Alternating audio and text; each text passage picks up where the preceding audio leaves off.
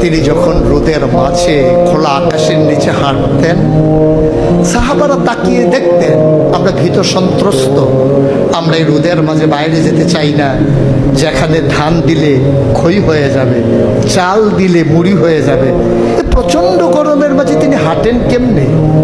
অবাক বিশ্বে উপরের দিকে তাকিয়ে দেখতেন নবী হেঁটে যায়, আর নবীর মাথার উপরে একটা মেঘের টুকরা ছায়া হয়ে হয়ে পাশে পাশে যায়।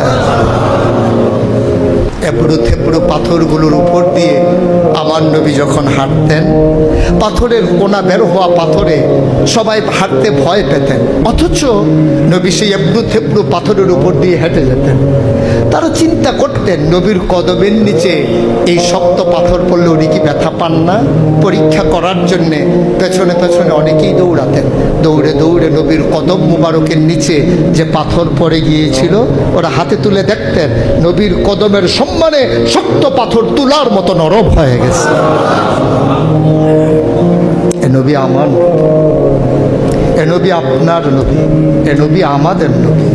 আমরা প্রাউড ফিল করি।